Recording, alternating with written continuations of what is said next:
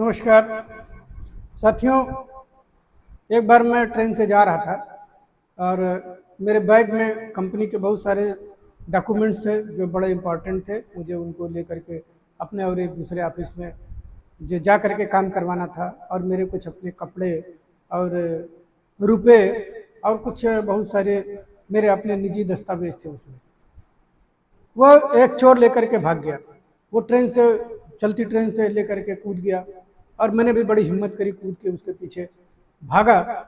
और वो आगे आगे भाग रहा था, मैं पीछे पीछे उसके भाग रहा था। लेकिन तभी मुझे इस बात का एहसास हुआ कि कहीं मैं किसी ट्रैप में तो नहीं फंस गया। और फिर मैं डर के मारे कांपने लगा, बड़े जोर जोर कांपने लगा कि मेरा तो सामान भी गया, नौकरी भी गई और मेरा पैसे भी गए, और अगर अभी मैं फंस गया तो मेरे मोबाइल और बाकी सारी चीज़ें भी चली जाएंगी। मैं एकदम से डर के मारे थर थर कांपने लगा।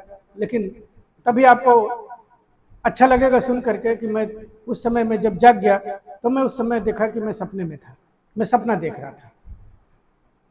साथियों, उस नींद से जगने के बाद, उस सपने से जगने के बाद मैंने ईश्वर को बहुत धन्यवाद दिया कि हे प्रभु, आपने बचा लिया, अपने सपने में था, मेरे साथ ऐसा कुछ हकीकत की जिंदगी में कुछ नहीं हुआ। दोस्तों, इसी को माया कहते हैं। कुछ नहीं पता है कि हम अभी अभी सपने में हैं या उस समय सपने में था, क्योंकि वहां भी जितनी भी फीलिंग थी उसमें कहीं भी ऐसा नहीं लग रहा था कि मैं असल में नहीं हूं या मैं असल में ये मेरे साथ नहीं घटित हो रहा है। कहीं से भी नहीं लग रहा था कि मैं सपने में नहीं हूं। मैं अपने बिस्तर पे था, लेकिन पूरी दुनिया, पूरा माया जो है एक चलचित्र की तरह चल रहा था और सब कुछ असली फीलिंग हो रही थी। तो इसीलिए कहा जाता है कि यह दुनिया पूरा एक माया है। और ये ऐसे नहीं कहा गया है, यह बहुत सारे लोगों ने इस बात को अनुभव किया है और इस बात को जाना है, जान करके उन्होंने कहा है कि ये दुनिया माया है। दोस्तों, एक बड़ी अच्छी एक कहानी भी मुझको याद आ रही जो मैं आपसे साझा करना चाहूँगा। एक बार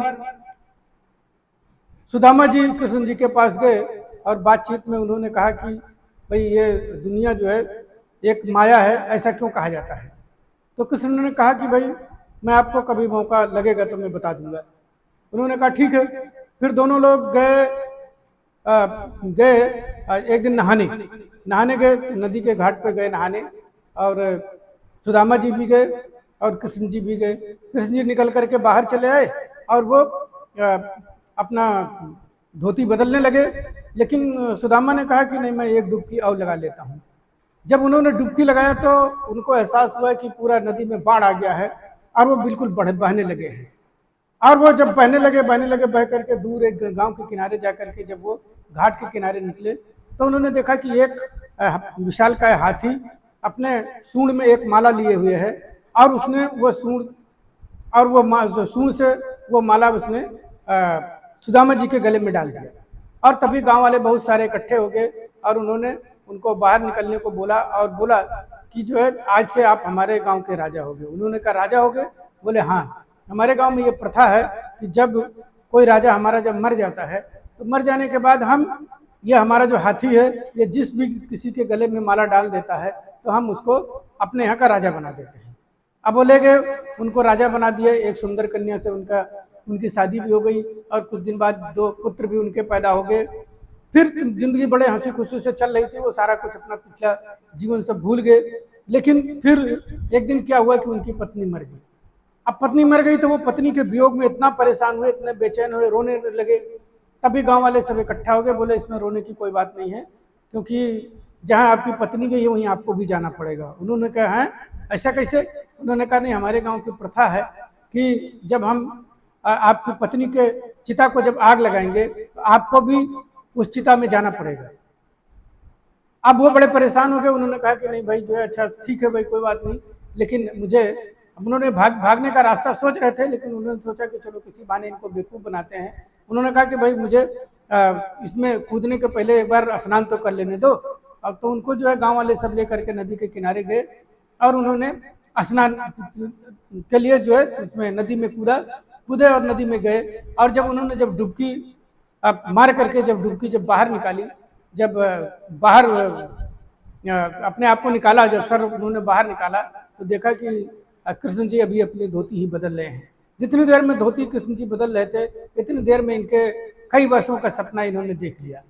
और तब वो सपना इनके दिमाग में ये गूंज रहा था, तब उन्होंने भगवान कृष्ण से को सारी बातें बताई। वो तो सब जान ही रहे थे, क्योंकि उन्हें तो ये दिखाना था।